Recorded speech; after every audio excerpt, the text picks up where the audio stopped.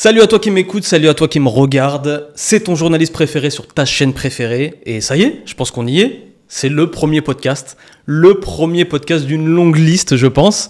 Et aujourd'hui, on va parler d'un métier qui est très intéressant, d'un métier qui est très important, mais d'un métier qui est souvent décrié, le métier de journaliste. Et pour ça, je suis entouré de deux journalistes. Bonjour Sarah, bonjour Bamba. Bonjour Norman. Bonjour. Comment vous allez ? Ça va très bien, tout va bien. Super. Super. Ouais. Impec. On va vous présenter, on va présenter votre parcours et on va discuter ensemble de ce métier magnifique qu'on fait tous les trois. Très bien. Avec Vas-y plaisir. Sarah, je te laisse commencer. Alors, donc moi je suis journaliste à la télévision. Donc je travaille à TF1 depuis une vingtaine d'années et je travaille plus particulièrement pour l'émission 50 Minutes Inside au service voyage. Donc mon métier, Ça va. c'est... Ça va, tout va bien. Je ne me plains pas.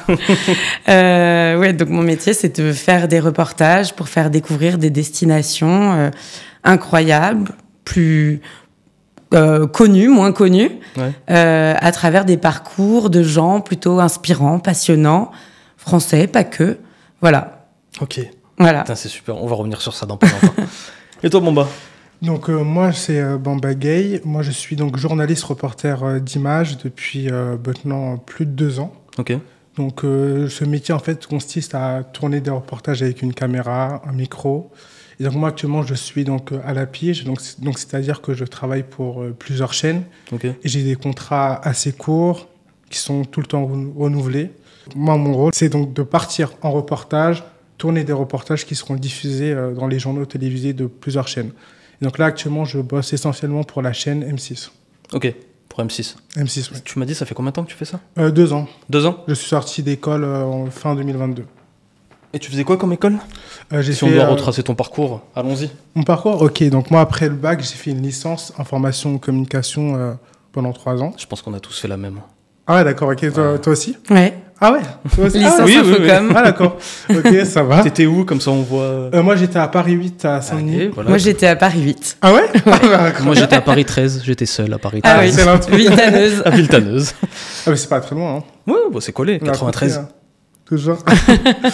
Donc j'ai fait cette licence donc pendant 3 ans. Spécialisation médiatisation. Ça m'a permis de faire mes premiers stages à la télévision. Ok. J'ai travaillé à France Info Télévision, canal 27, qui va devenir le canal 16. J'étais programmateur d'invités. Ok, cool. Puis après, mon deuxième stage, et c'est là qu'on s'est connus, on peut le dire, je pense. On peut le dire, on peut On peut dire. le dire. On peut le dire. Mon deuxième stage, c'était à Télématin. J'étais donc assistant des chroniqueurs de l'émission en 2019. Et donc, c'est ici à cette s'est période-là connus. qu'on s'est connus. Quand toi, tu bossais pour cet programme, il semble. C'est au programme Feu cette émission. On pense à toi, où que tu sois. Ouais. Moi, j'étais assistant de prod à ce moment-là. Ouais. Et j'ai commencé en stage aussi parce que c'était mon stage de fin de licence information communication. Et du coup, j'ai harcelé les gens de France 2 pour avoir un stage. Ah oui. Et j'ai fini assez au programme. Et après, ils m'ont pris en assistant de prod. Ah bah, très Donc bien. voilà, Ouais. comme quoi, Surtout, tout est lié, quoi. on Tout n'est est pas lié. loin dans les parcours. C'est On ça, est pas loin. on est à côté, ouais. Ouais, on n'est pas loin. Donc du coup, j'ai fait donc ce deuxième stage. Puis après, quand j'ai obtenu ma licence fin 2019, j'ai fait une année de césure parce qu'en fait, je cherchais une alternance à cette époque-là. J'avais pas réussi à la trouver directement. Ok. Donc ça, j'ai pu travailler que ce soit dans le journalisme et hors journalisme. Et c'était l'année du Covid en 2019-2020. Donc finalement, j'ai rien perdu, on va dire. Puis après, j'ai trouvé mon alternance à France-Roi-Bourgogne, enfin. Ouais. Donc je suis parti vivre 2 ans à Dijon. Aïe, aïe, aïe. Aïe, aïe, aïe, ouais, Aïe, Dijon, aïe, la aïe. ville de la moutarde. La ville du brouillard. C'est ça, ouais, de la moutarde, ouais. Ceux de Dijon qui nous regardent. Le 21. Voilà. Le Doubs. Et donc, du coup, donc, j'étais en alternance à Dijon et mon école, elle était à Montpellier. Ok. Ah ouais, ça fait un... J'ai faisais le triangle Paris, Dijon, Montpellier. Ah oui, parce qu'il n'y a pas de direct.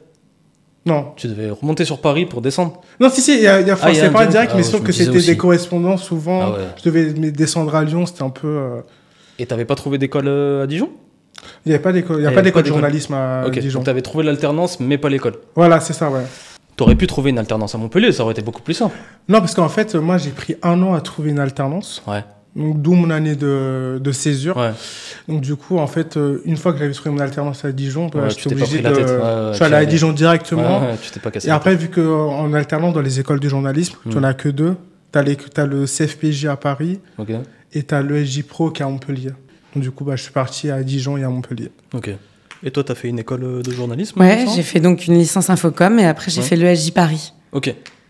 Et c'est quoi, c'est le même format, de l'alternance? Non, moi j'ai pas du tout fait de l'alternance, mais c'était comme si j'étais en alternance, parce qu'en fait, juste avant de finir, la dernière année de l'école de journalisme, on reprenait les cours, on commençait les cours en octobre, et j'avais rien à faire en septembre. Je me suis dit bon, je vais aller faire un stage. J'avais déjà fait un stage à TF1 3 ans avant, et donc je les ai recontactés. À l'époque, c'était avec Julien Courbet. Et donc, j'ai fait un stage d'1 mois en septembre. Et à la fin de mon stage, ils m'ont dit, est-ce que tu peux rester? Je dis, mais moi, je peux pas, je vais à l'école, là. Il me reste 1 année pour mon diplôme. Ils m'ont dit, bah, c'est pas grave. Dès que tu finis les cours, tu viens. Ça va.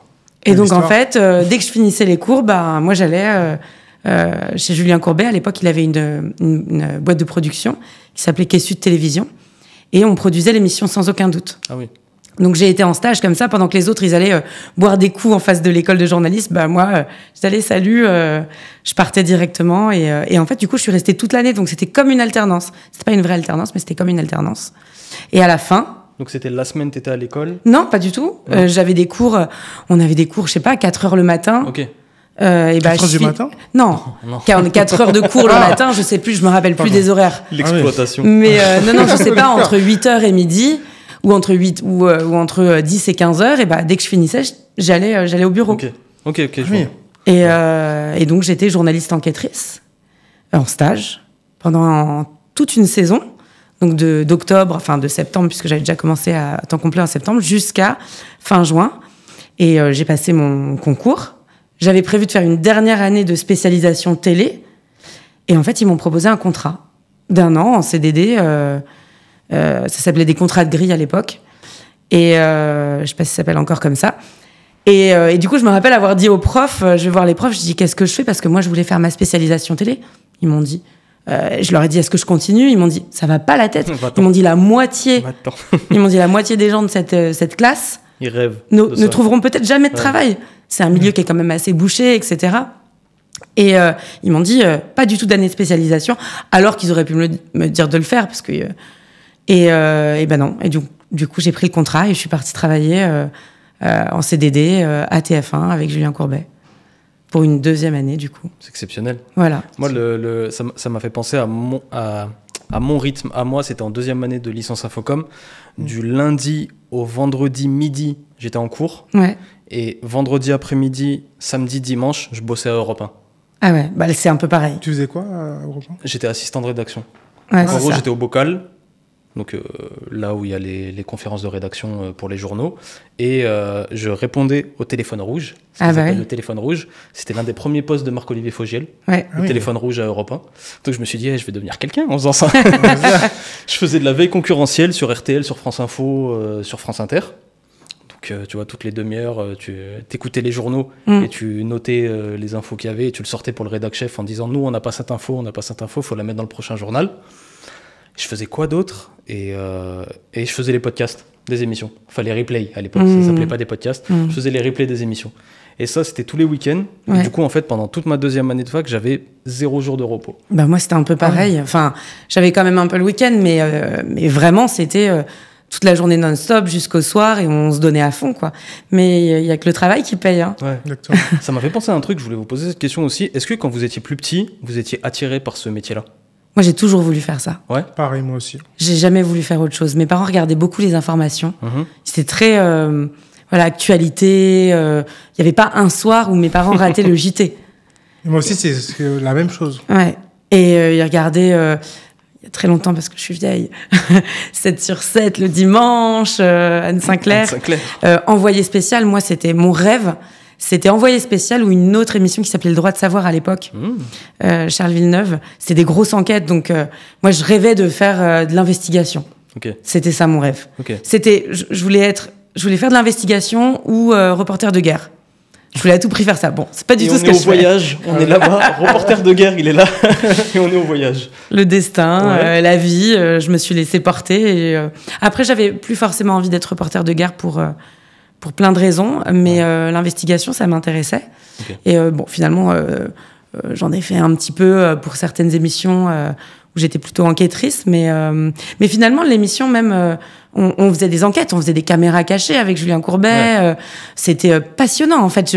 C'était pas du tout mon domaine, le juridique. Et on se retrouvait avec les mêmes avocats avec qui il est aujourd'hui. On passait notre journée au téléphone avec eux. J'ai appris plein de choses. Maître Novakovic, Bernard Sabat pour le voyage, Maître de Comont pour la voiture, pour tout ce qui était automobile. Comment s'appelait celui qui avait la... Bergès. Voilà. Après les 7 péchés capitaux aussi. Voilà, exactement. Un ça, spin-off. Et c'était les grandes heures de la télévision. On était, je vais pas faire la vieille, mais c'était la folie. C'était que des jeunes. On travaillait comme des dingues tous, et c'était passionnant. Toi, Bamba, t'avais des envies comme Sarah qui nous dit qu'elle voulait être reporter de guerre, etc. T'avais des envies bien précises, ou c'était journaliste? En fait, moi, quand j'étais petit, effectivement, mais je voyais mes parents regarder les JT. Ils regardaient le 19-20 de France 3, puis ensuite ils regardaient les 20h de TF1, de France 2, les PDA, Claire Chazal et les UC. Et moi, c'est en les voyant regarder le journal télévisé, le 20h, que ça m'a donné envie de devenir journaliste. Et même mes parents me disent souvent que moi, quand j'étais petit, je m'amusais à présenter le journal en même temps.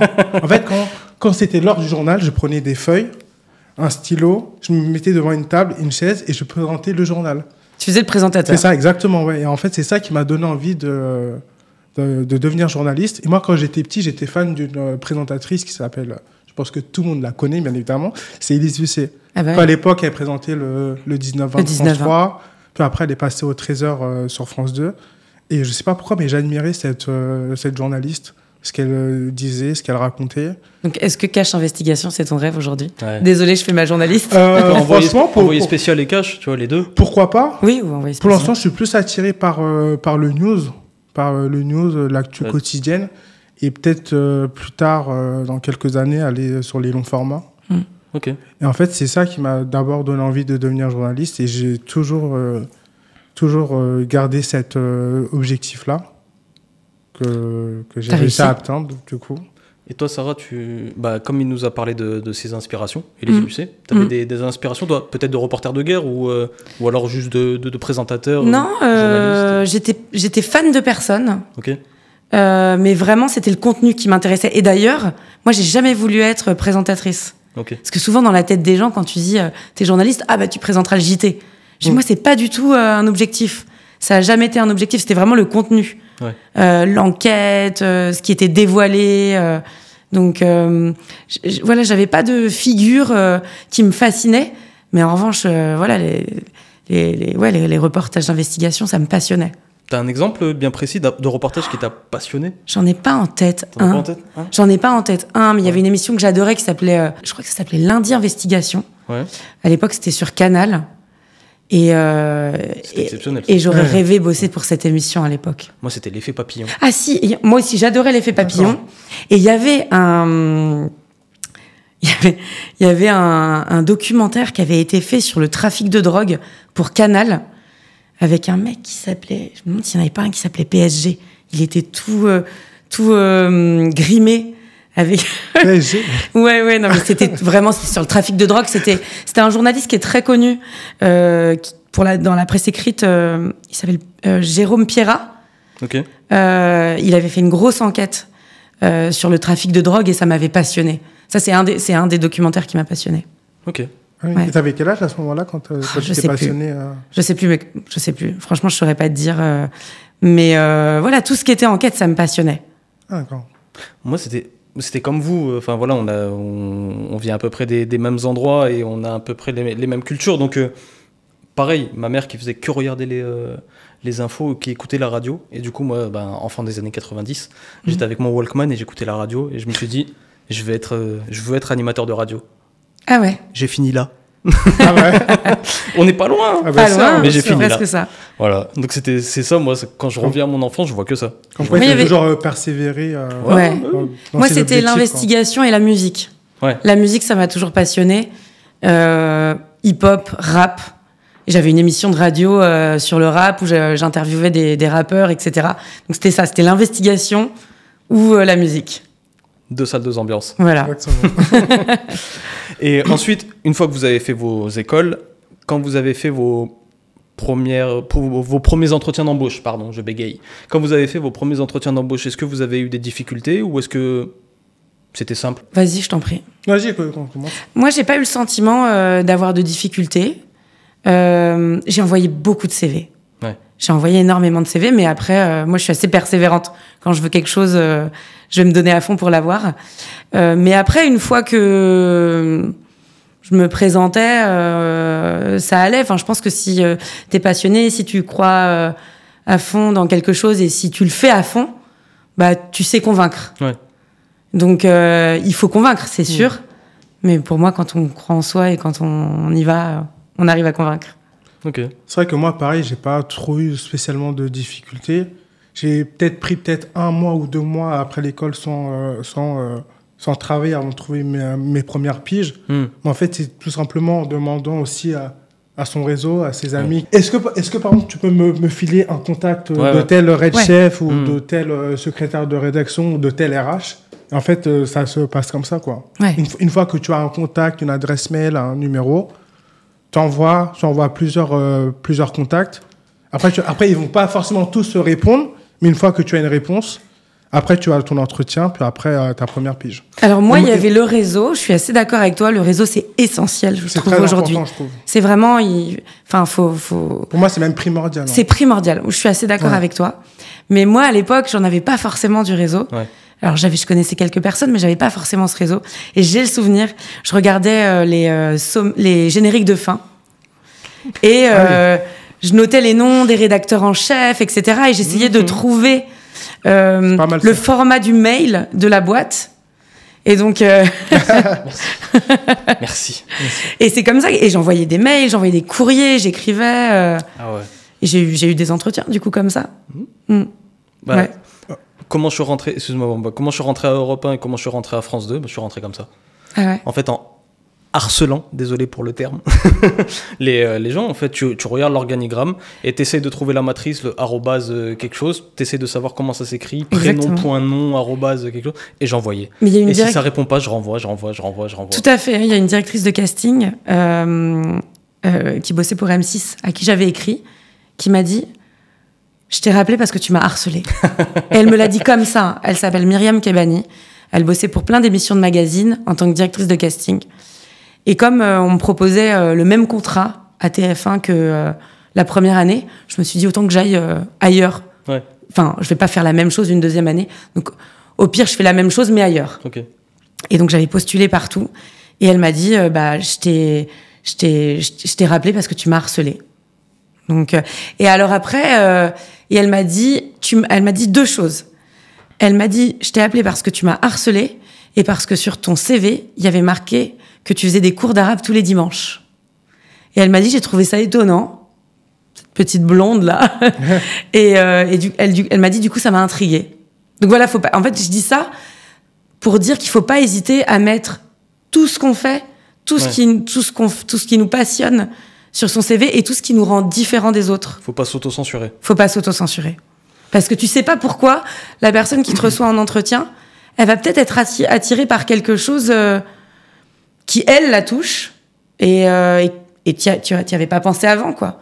Voilà. Moi, ça rappelle juste une petite anecdote que j'avais, en fait, lors de mon tout premier stage quand j'étais en licence en Focom. En fait, il fallait faire un stage.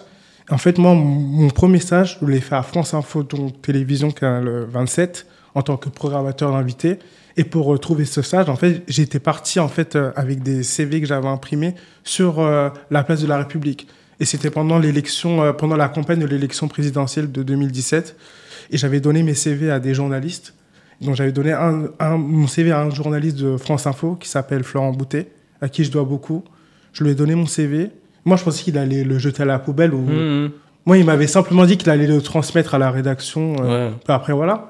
Puis 2 jours après, j'ai reçu le mail du directeur de France Info qui m'a dit qu'il avait bien reçu mon CV de la part de Florent Boutet sur la place de la République. Et donc après, quelques jours après, j'avais fait mon entretien avec le directeur de la rédaction qui s'appelait à l'époque Jean Chrétien. Et c'est comme ça que j'ai obtenu mon premier stage à France Info Télévision. Et grâce à ce stage-là, j'ai pu faire d'autres stages. Et grâce à d'autres stages, j'ai pu avoir mes contacts, mon réseau, et qui a fait la personne que je suis. Ah, merci Florent. Merci beaucoup. Merci Florent. Et j'ai une question. Pourquoi, la grande question, je me permets, je mets les pieds dans le plat. T'es de quelle origine, Bamba? Je suis sénégalais. Sénégalais. Et toi, Sarah? Moi, je suis moitié tunisienne, moitié écossaise. Ok. Ma mère est écossaise et mon père est tunisien. Moi, ma grande question, c'est pourquoi il n'y a pas assez de personnes comme nous en école de journalisme? Parce qu'on leur dit Selon pas que vous. c'est possible, Ouais. pour moi. Et peut-être aussi, du coup, peut-être qu'ils pensent que ces écoles ne sont pas faites pour eux. Du coup, ils veulent pas oser. Donc c'est de Simplement. l'autocensure. Peut-être, je dirais. Moi, C'est je un peu des pense deux. qu'il y a beaucoup d'autocensure. Oui. Parce que je pense qu'il y a, d'une part, de l'autocensure, peut-être un manque de... On nous dit pas, on ne dit pas, et je parle pas que d'origine, mais parfois c'est aussi des milieux sociaux, on ne leur dit pas que y a telle école, que tu peux faire tel métier. Moi, quand je suis allée je me rappelle, chez la conseillère d'orientation au lycée, quand je lui ai dit que je voulais être journaliste, elle m'a dit « c'est un milieu bouché ». Donc en fait, ça veut dire que si je l'avais écouté, je ferais pas ça aujourd'hui. Ouais. Donc je pense que on s'autorise pas de rêver. Moi, je pense que c'est peut-être aussi dès l'école, enfin, au collège ou au lycée, directement, que peut-être que pendant l'orientation, on a peut-être tendance à plus nous diriger vers des filières professionnelles ou technologiques que les filières... En fait, Ça dépend. Moi, on m'a pas orienté vers une filière professionnelle. J'étais pas du tout en professionnel, moi. Tu vois, enfin bon, après... Oui. Mais... Moi, je pense que dès le départ, tu as le truc de la carte scolaire. Dès le départ. Oui. Tu vois, ta carte scolaire et en fonction de où tu habites, tu es dans telle école de secteur. Et telle école de secteur, ça va te ramener une ZEP, une REP, je sais même plus comment ça s'appelle maintenant. Et du coup, tu as des profs qui font l'un des meilleurs travaux du monde, hein, on est d'accord, hein, mais sauf que des fois, c'est leur premier poste et ils sont dans un quartier difficile. Et ils sont qu'avec des gens qui ont peu de moyens ou des familles qui ont peu de moyens. Et du coup, comme tu as dit cette très belle phrase là il y a 2 minutes, ils ne s'autorisent pas à rêver. Ils veulent aller vers le plus rapide. Comment on peut trouver du travail le plus rapidement.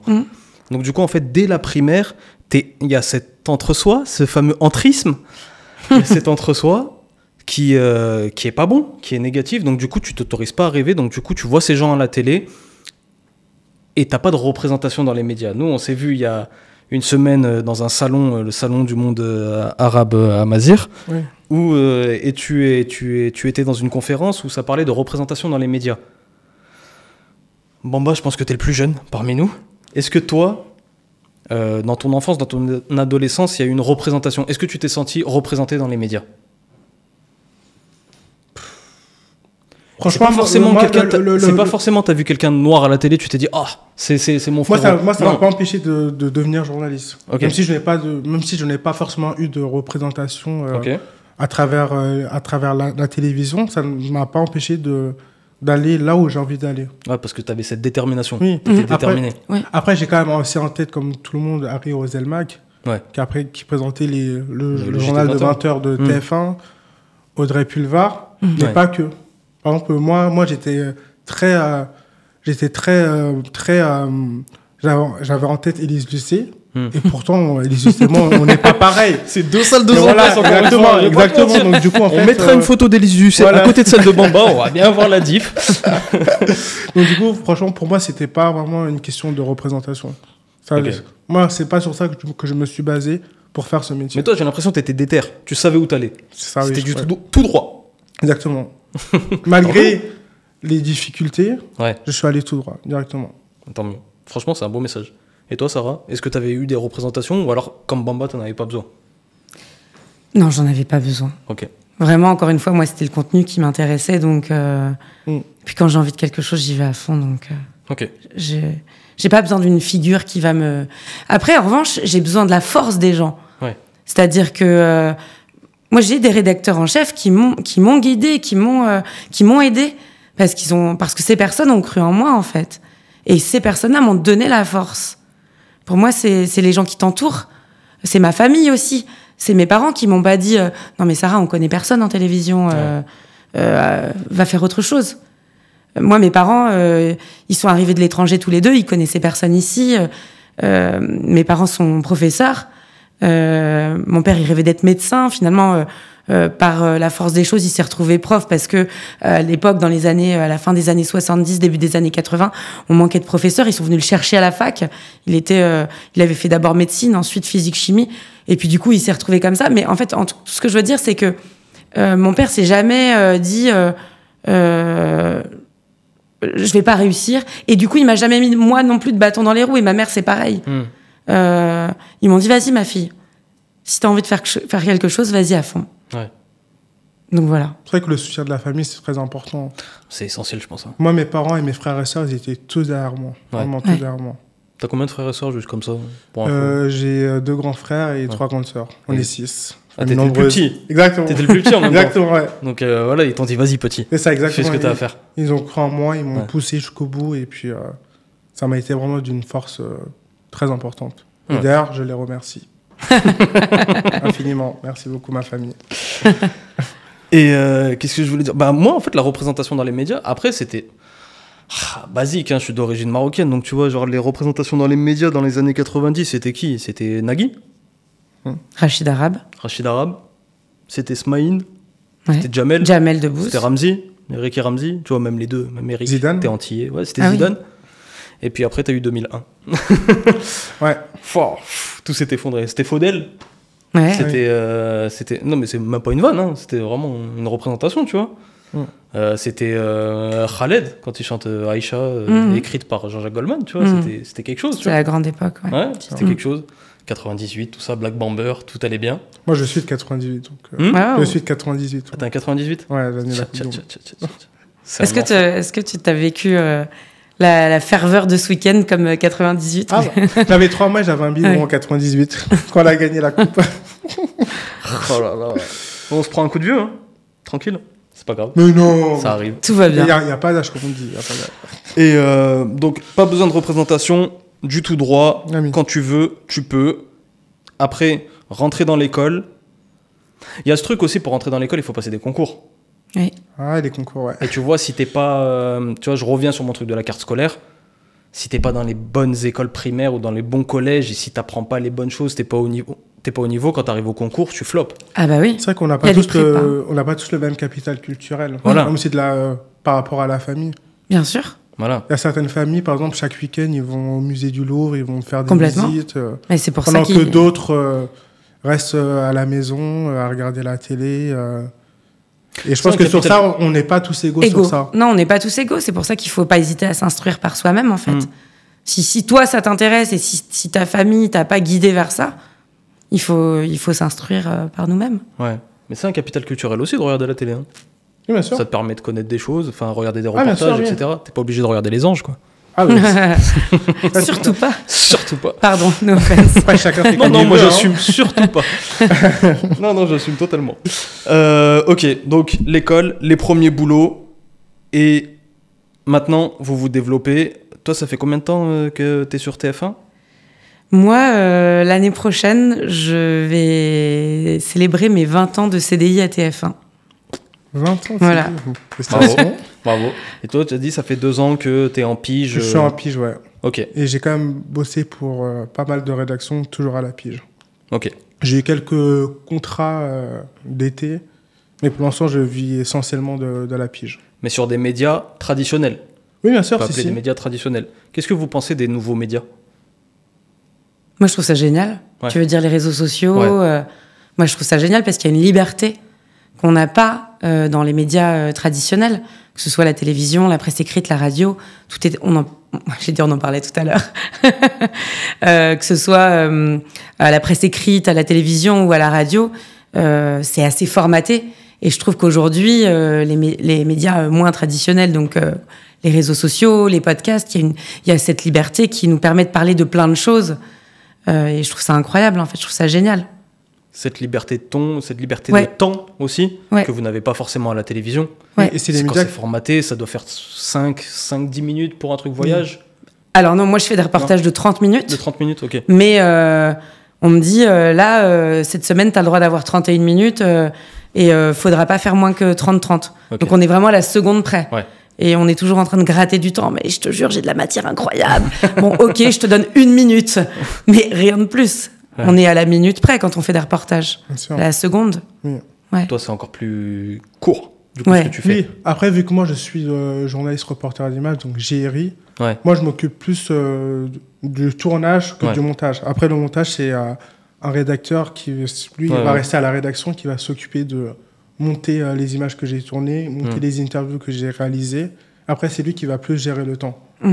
Et du coup, ça te frustre pas un petit peu des fois quand il voit qu'il a cuté ton reportage, qu'il a coupé Ah bah ça dedans? c'est clair parce que souvent nous les gérés on a tendance quand on est en tournage on est gourmand en fait, Ouais, on veut tout montrer, on veut tout filmer, on fait des longues interviews. Après au final il va juste prendre 30 secondes, bon là j'abuse un petit peu, 30 secondes d'un travail d'une journée par exemple, ou des fois ça peut être en général les reportages ils sont à 1h30, 1h45, mais des fois tourner un reportage ça peut nous prendre une journée entière avec la route. On a roulé pendant 2 heures, 3 heures pour aller sur tel lieu de tournage. Et il reste une Et au minute. final, il prend un petit bout, quoi. Ouais. Donc c'est très frustrant, quoi. Ah, ça doit être frustrant de fou. Surtout quand après, il va prendre aussi des images d'archives, des images de Ouais. l'AFP en plus, des illustres qu'on appelle des illustres quand tu as l'infographie. Donc du coup, en fait, tout ce que tu as tourné, en fait, c'est vraiment un petit élément parmi d'autres éléments qui vont compléter le reportage. Bon. Et sur les réseaux sociaux, YouTube, on est plus libre, quoi. Oui, Ouais. justement. Bah, moi, je peux dire ce que je veux, quoi. Enfin, Ouais. pas dans la limite du raisonnable. Et c'est Pas des de manger de procès ni quoi que ce La soit. loi. On va Dans se la limite détendre. de la loi. Et je trouve que ça, justement, si c'est des médias qui sont plus accessibles pour les jeunes, Ouais. ça leur donne plus envie de s'informer de l'actualité. Oui. Quand ils les regardent à travers un téléphone que sur la bonne vieille télé. Bah, moi, Alors, pardon, j'ai quand même une réserve. C'est qu'il faut savoir ce qu'on regarde et qui fabrique Ah le oui, bien contenu sûr. qu'on regarde. Parce qu'aujourd'hui, il y a des gens qui disent « Ah bah je l'ai vu sur les réseaux sociaux, ah bah je l'ai vu sur Facebook Et moi, ma question, c'est « Ok, mais quelle était la source? Sur quoi tu as vu cette information ?» Parce qu'aujourd'hui, c'est un vrai problème. Tout le monde s'improvise journaliste. Je parle pas des influenceurs, etc. Mais peu importe.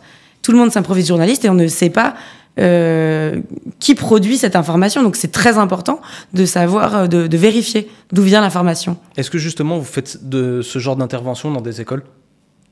C'est-à-dire D'aller voir des jeunes, d'aller leur dire, ben voilà, c'est comme ça qu'on décrypte l'info, c'est comme ça qu'on prend une info, on vérifie les sources, etc. etc. Moi, oui. Ouais. Moi, Vas-y, Vas-y, je t'en non, prie. je t'en prie. Non, je t'en prie. Moi, je fais pas forcément des interventions, mais par contre, quand il s'agit de ma famille, de mes amis, Ouais. souvent des fois quand ils m'envoient des messages de WhatsApp, des messages de Facebook, je leur dis attention les gars, c'est une information qui n'a pas été vérifiée, faites attention. Et si vous n'êtes pas sûr de l'information, ça sert à rien de la transférer à vos amis, parce Ouais. qu'après ça va encore créer de fausses informations et des fausses choses. Je fais des interventions dans des écoles. Souvent, lors de la semaine de la presse, c'est une fois par an au mois de mars. Ouais. Et c'est plus pour raconter mon parcours, mais j'essaye toujours de glisser. Faites attention, il faut pas croire à tout. Il y a des fake news, encore plus avec l'IA aujourd'hui. Il faut une photo aujourd'hui peut être créée de toutes pièces, donc on a d'ailleurs il y avait des jeunes il y a des jeunes qui sont venus à TF1 dans le cadre de la semaine de la presse et il y avait un atelier fake news et IA. Ouais. Ok. Et du coup, c'était pour leur montrer. Bah, on leur montrait des photos. Ouais. Il y avait 2 journalistes du JT qui étaient au service ça s'appelait les vérificateurs. Et ils leur montraient des photos en leur demandant à votre avis, c'est une vraie photo ou c'est une fausse photo? Et donc, ils essayaient de trouver la main de travers, là, comme ça, des choses. Voilà, des C'est trop choses. bien, c'est trop bien. En tout cas, moi, c'est plus vraiment de la sensibilisation que je fais auprès de mon entourage. Juste de ton entourage. Oui, de ma Et du famille, coup, de mes amis, quoi. Et du coup, dans ton entourage, famille, amis, dans vos entourages, est-ce qu'ils regardent encore la télé? Est-ce qu'ils s'informent encore avec les JT? Ou c'est sur les réseaux aussi? Parce que moi, même ma mère, elle regarde YouTube, elle regarde aussi les JT, mais elle regarde... Moi, ça dépend des générations. Ouais. Moi, par exemple, mes parents, ils continuent à regarder la télé, mais ils sont aussi devenus accros à TikTok, Instagram. Ah ouais? Ils ont quand même conservé la télé. Alors, la seule différence, c'est que maintenant, ils ne regardent plus les 20 heures, ils préfèrent regarder les chaînes d'infos, quoi. C'est plus ça. Mais sinon, c'est un peu de tout. Après, mes frères et sœurs, ce sera plus les réseaux, mes amis, les réseaux. Après, ils jettent quand même un œil aussi à la télévision, mais c'est quand même moins qu'avant, je trouve. Moi, j'en ai parlé, avant de faire ce podcast, j'en ai parlé sur les réseaux sociaux avec des gens, avec des followers, tu vois, je leur posais la question comment ils s'informent, et la plupart, ils me disaient, moi, vraiment, c'est 90%. Ils m'ont dit, c'est réseaux sociaux. Uniquement réseaux sociaux. Bah, je pense que J'allume c'est pas plus la simple. télé, je lis pas le journal, c'est réseaux sociaux.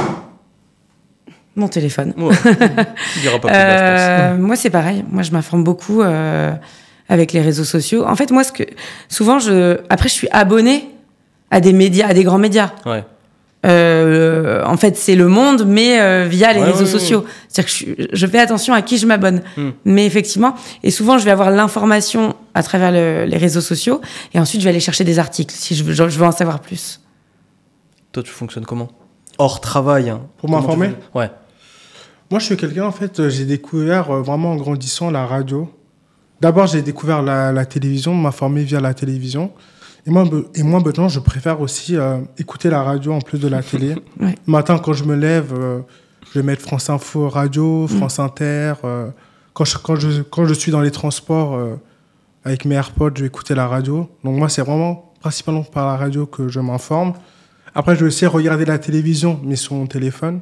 C'est plus pratique. Ouais, c'est des manières de consommer différentes. Oui. Par exemple, sur MyCanal, j'ai accès à toutes les chaînes de télévision, aux chaînes d'infos.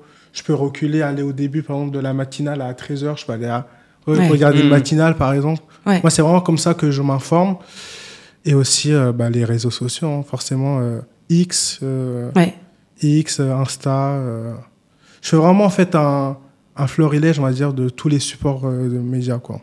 Mais vous qui avez fait cet effort de passer des concours, etc., est-ce que ça vous dérange pas, avec des énormes guillemets, pour ceux qui nous écoutent, que tout le monde s'improvise journaliste? Tout le monde peut être journaliste, t'as juste à ouvrir un Insta, t'es journaliste. T'es critique cinéma, t'es journaliste, t'es tout. Ben, moi, ça me dérange aujourd'hui qu'on donne des interviews à des influenceurs plutôt qu'à des journalistes. Sous prétexte que l'influenceur a X milliers ou millions de followers. Alors après, en revanche, il y a certains influenceurs qui font des super interviews. Donc ça dépend vraiment de la personne. Mais pour moi, c'est pas que le nombre de followers. Ouais. C'est le contenu qui reste important. Toujours. C'est ton mot d'ordre. Sarah égale contenu. C'est ton mot d'ordre. Ouais, voilà. Après, moi, je pense que vu que nous, on a quand même fait... on a passé des concours, on a fait des écoles, on a une carte de presse. Moi, je pense que c'est peut-être plus ça qui fait notre légitimité.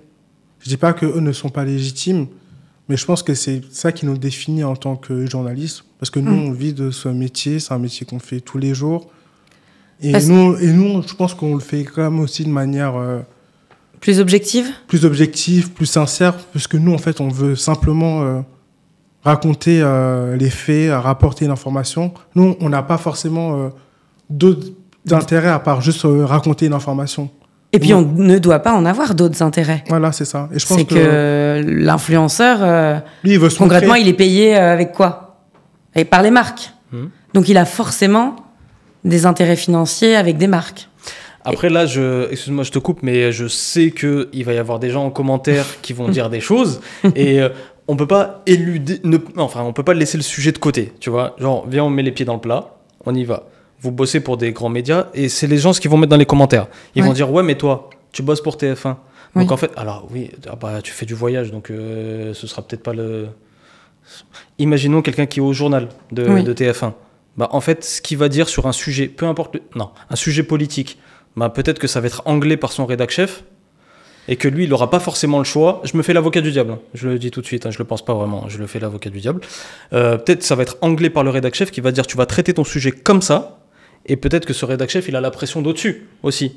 Et que ça vient de la part des actionnaires, etc. On n'est pas au courant. Nous, on arrive en conf de rédaction le matin, on nous dit Sarah, vous allez tourner tel ou tel sujet. Et après, nous, on part tourner le sujet. Et après, on vient avec nos images, nos interviews. Et on monte, et après, c'est terminé. On nous dit juste de faire le meilleur sujet possible, le plus objectif possible, mais on nous dit rien d'autre. Oui, nous, on n'est pas au courant de ce que le rédacteur en chef il a parlé, peut-être avec... d'autres personnes tierces. Moi je vous crois, hein. Moi je vous crois, mais je connais déjà, j'en connais, je discute avec eux au quotidien, et ils sont persuadés que c'est pas comme ça. Oui, bien sûr. Moi souvent sur le terrain, on nous reproche justement de ne pas être objectif. On pense que justement on est là par intérêt, mais alors que nous on fait simplement notre boulot de journaliste, quoi. Après c'est difficile d'être à 100% objectif parce qu'on reste humain, mais en tout cas on essaye d'être le plus objectif possible et de penser à toutes les personnes qui regardent le reportage, peu importe qui tu es, peu importe d'où tu viens. Moi, mon travail, c'est de parler au plus grand nombre. Je travaille pour TF1. TF1, c'est la chaîne qui parle. Ah, c'est la première chaîne d'Europe. Voilà. Donc, moi, mon objectif, c'est que le reportage que je vais faire, il parle à tout le monde et que tout le monde puisse le comprendre. Ouais. Voilà. Moi, en fait, il y a quelques temps, je bossais pour CNews. Allez, salut. J'ai travaillé 1 an en pige pour cette chaîne. Tu sais quoi? Attends, je fais juste une parenthèse. Ouais. Je vais pas citer son nom. Je regarde la caméra dans les yeux, je vais pas citer son nom, mais j'espère qu'il se reconnaît. C'est un pote à moi qui m'a dit dans une conversation WhatsApp: non, mais CNews, vas-y, c'est pas raciste, ils embauchent des Noirs et des Arabes. Ah oui, je suis noir. Voilà, la parenthèse J'ai est bossé, fermée. Voilà. Ça existe, hein, j'ai travaillé à CNews. Et à CNews, justement, dans cette chaîne, il y a aussi d'autres personnes comme moi qui sont noires. Il y a aussi des Arabes. Il y a toutes les origines. Hein. C'était comment? Je veux tout savoir. Bah, franchement, j'ai travaillé 1 an pour cette chaîne. Pour moi, c'est comme si j'étais dans une rédaction lambda. Ouais. La seule différence peut-être que j'ai pu ressentir par rapport à d'autres chaînes, c'est qu'on était très axé sur les sujets faits divers, sur la politique et les sujets faits divers. Des faits divers, pardon. Dès qu'il se passait vraiment quelque chose dans Paris, des manifestations, dès qu'il y avait eu, par exemple, vraiment un fait divers quelque part, que ce soit dans Paris ou en région, il fallait qu'on parte couvrir ça. Okay. Et je pense que y a certaines actus que j'aurais pas forcément couvert pour d'autres rédactions. T'as pas ressenti une chape de plomb au-dessus de toi parce que t'es Renoir, machin. De la part une ambiance globale. Ça se passait vraiment. Pour moi, c'est comme si j'étais comme si je bossais à TF1, comme si je bossais à France Télévisions. Okay. C'est juste que des fois sur le terrain, peut-être des fois quand je devais aller interroger des personnes, faire des vox pop, on me faisait un peu le reproche. Comment ça se fait que tu bosses pour cette chaîne? Ouais. T'es noir, ouais. T'es musulman en plus, tu bosses pour CNews, quoi. On me faisait ce reproche-là et moi, je leur disais tout simplement que je suis journaliste. Loyer, frère. Pardon? Faut payer de loyer. Voilà, c'est ça, exactement, et que je fais mon métier de journaliste, quoi. Ouais. Et en fait, souvent aussi, on me faisait un peu le reproche de ne pas être objectif. Les gens pensaient que j'étais pas objectif, que je travaille, qu'en bossant pour CNews, que forcément j'allais que j'allais travailler pour les Juifs, que j'allais mettre en valeur les Juifs, que j'allais mettre en valeur tel parti politique, alors que pas du tout. On t'a jamais donné de consignes? Non. D'accord. Moi, j'ai jamais travaillé pour eux et je regarde de Paris, je refuse de regarder. Mais non, franchement, moi, pour vous dire la vérité, mon truc, c'est carré. En fait, c'est plus le développement de ces carrés. Ça existait, comme je l'avais dit tout à l'heure, depuis le premier confinement, mais en vrai, je l'ai développé depuis 1 an et c'est vraiment monté en opposition à ça. Tu vois, en fait, j'en ai marre d'allumer la télé et d'entendre ouais, les musulmans c'est ceci, les rebeux c'est cela, les renois c'est cela, les machins c'est cela. Et arrêtez, en fait, regardez, vous avez 3 exemples de personnes qui font rien, et quand il y a la jeune fille qui a failli se faire enlever dans le 11e, ouais. parce que son père est patron de crypto, oui, quand c'est Nabil qui vient la sauver avec son extincteur, on n'a pas entendu Nabil sur CNews. On n'a pas entendu, ils l'ont sauvé. Mais par contre, quand il faut parler d'autre chose, quand il faut parler de ce qui s'est passé ce week-end pour la victoire du PSG, là ce matin sur CNews, Pascal Pro, c'est des gens de banlieue, immigrés. Après, moi, je vais juste donner une précision. Il faut savoir un peu dissocier, en gros, moi, ce que nous, journalistes de terrain, faisons de ce qui est dit en plateau. Oui.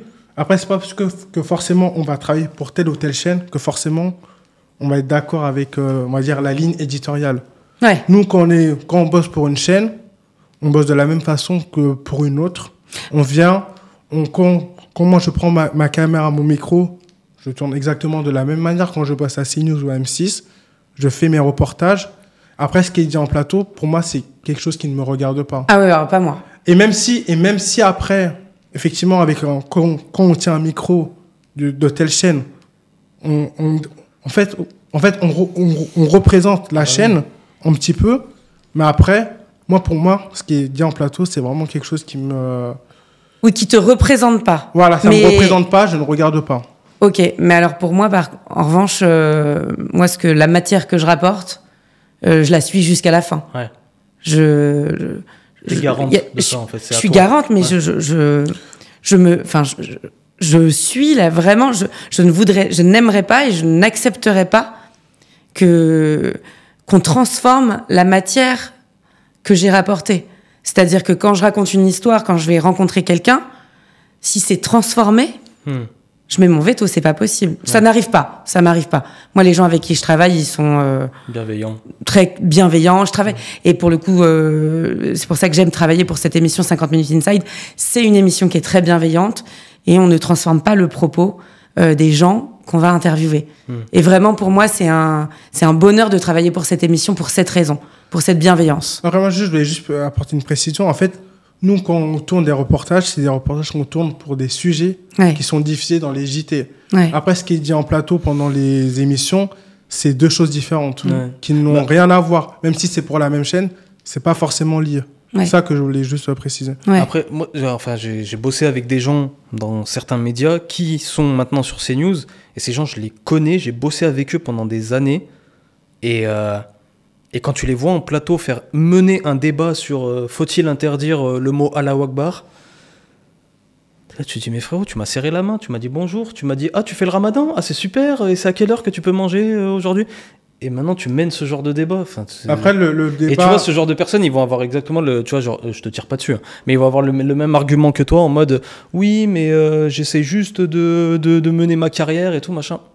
Bah non, là tu véhicules quelque chose frère, t'es en plateau, tu véhicules quelque chose. Non, mais le débat et les reportages, encore une fois, c'est deux choses différentes. Non, je parle pas de toi, je parle de la personne qui est en plateau et qui mène le débat face cam et qui dit ouais, voilà, les musulmans, vous êtes un problème. Tu véhicules quelque chose. Et tu divises. Et tu divises les gens. C'est ça aussi, c'est un sujet que je voulais aborder aussi. C'est. Du coup, il y a les réseaux sociaux. Ça encore, je trouve ça normal, on va dire, parce que c'est l'essence même des réseaux sociaux. Mais les chaînes qui sont de plus en plus clivée et clivante.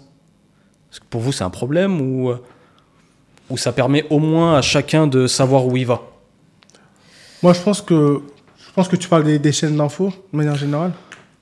Ouais, parce que les autres chaînes, elles sont généralistes, donc c'est pas vraiment un problème. C'est vrai que moi, quand j'étais plus jeune, je voyais les chaînes d'information qui, justement, diffusaient des JT à l'heure, à l'ennemi-heure. Mais après, c'était fini. C'est vrai que pour moi, c'est plus ça la définition d'une chaîne d'info. Après, le fait que chaque chaîne d'info a sa ligne éditoriale, moi, je dis que ça permet peut-être à chacun d'avoir le choix de s'informer, d'avoir le choix. Après, on peut être d'accord ou ne pas être d'accord. Mais après, c'est sûr qu'il ne faut pas après tomber dans l'excès. Et si tu t'informes que à travers... quelqu'un qui a tes idéaux, finalement, tu t'informes pas de manière complètement objective, bien sûr. Vois. Il faut être curieux de tout, finalement, pour bien s'informer. D'accord, mais la personne qui depuis, je vais abuser, hein, mais qui depuis 50 ans, elle lit Le Figaro, elle sait très bien qu'elle lit un papier de droite. Oui, il faut être conscient de ça. La personne qui depuis 50 ans, elle lit Libé, ça fait 50 ans qu'elle lit un papier de gauche. Et eux, on leur a jamais dit, ouais, mais tu lis qu'un truc de gauche ou qu'un truc de droite. Bien sûr. Tu vois ? Bien sûr, c'est vrai. Ouais, c'est vrai. Après, voilà, c'est la liberté d'expression, hein, mais moi, ce qui me dérange, c'est la violence que ça engendre derrière, en fait. C'est ça qui me dérange et c'est ça qui me rend triste, en fait. Ça me rend triste de voir comment les médias, aujourd'hui, malheureusement, contribuent à la division des gens, en fait. Moi, ça me rend profondément triste. Moi, je pense que y a aussi un peu de provocation. La provocation... Ouais, mais ça, c'est pas bon. T'es pas là pour être provocateur, t'es là pour être journaliste, t'es pas là pour mettre de l'huile sur le feu. Après, moi, je pense que les personnes qui provoquent, je ne sais pas si ce sont vraiment des journalistes. Parce qu'en fait, la plupart du temps, ce sont des éditorialistes, des directeurs de tel magazine. Et moi, je pense que nous, journalistes, je pense pas qu'on fasse le même métier qu'eux. Nous, on est là, nous, on est plus sur le terrain, que ce soit même toi avec 50 minutes inside. Nous, on est sur le terrain, on va donner la parole aux gens, on va les filmer. Peu importe. Après, on fait un sujet brut qui sera diffusé soit dans un journal ou dans une émission. Ouais. Donc moi, je pense que c'est différent du journaliste que nous, on fait tous les jours. Toi, tu dis qu'il y a une différence entre le journaliste et l'éditorialiste, en fait. Voilà, c'est ça. Pour moi, complètement, oui. Ouais. Donc moi, c'est pour ça que moi, je me sens pas forcément concerné ou associé par rapport à ces personnes-là. Ouais.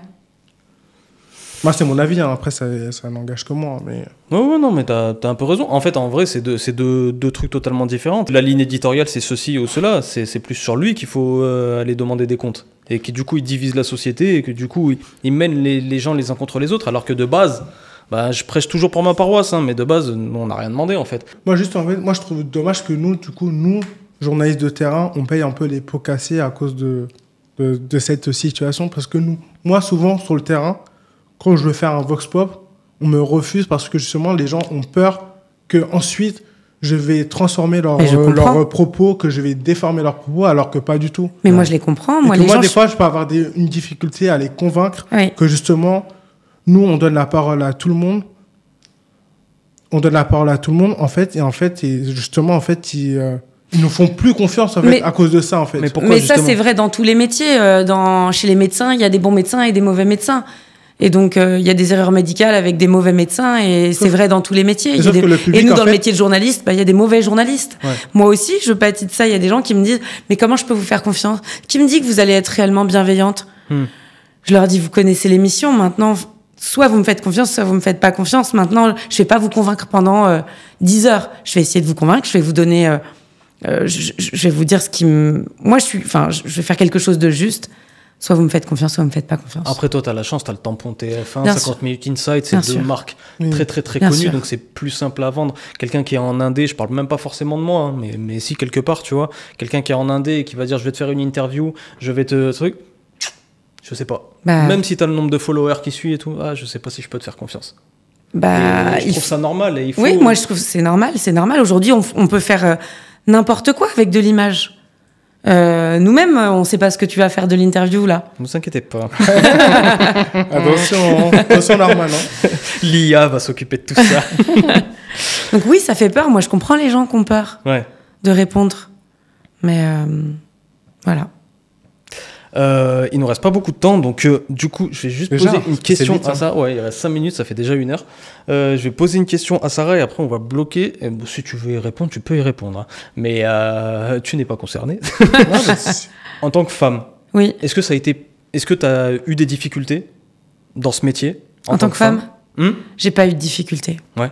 Maintenant, il y a une nouvelle ère quand même. Ouais. Il y a des choses que j'ai pas eu de difficultés en tant que femme pour devenir journaliste.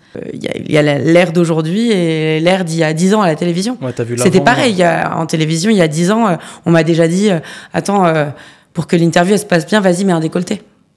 Aujourd'hui, mais... Ah bon, dit. Et tu l'avais fait du coup.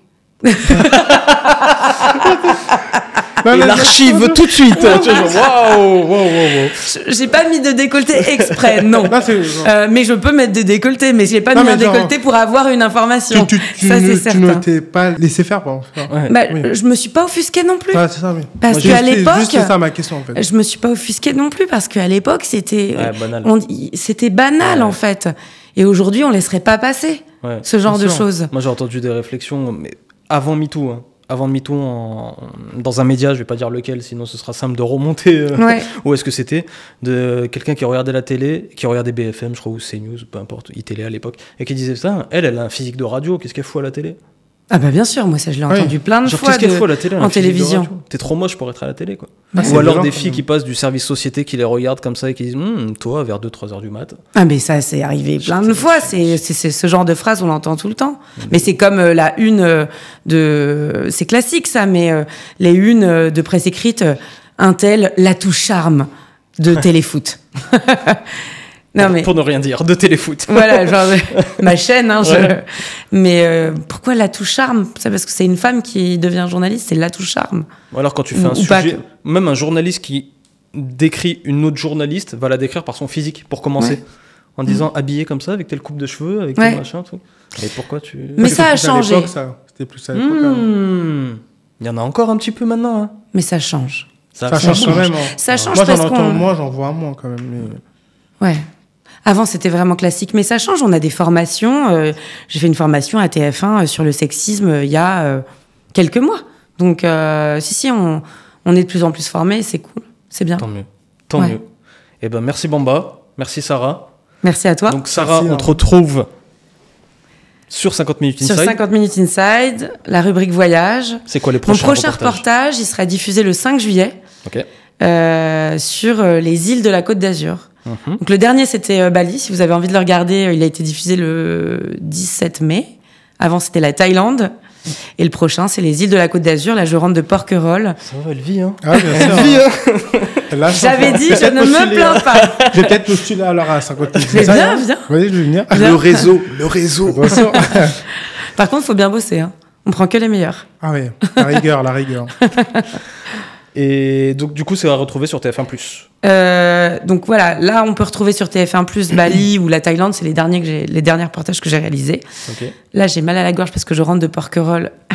J'ai passé la semaine là-bas et je sais pas pourquoi, j'ai perdu ma voix. Et le prochain, donc le 5 juillet, ou sur TF1+. Ok. Bamba. Moi, à travers les JT d'M6, 12h45, 19h45, vous pouvez retrouver mes sujets diffusés dans les JT d'M6.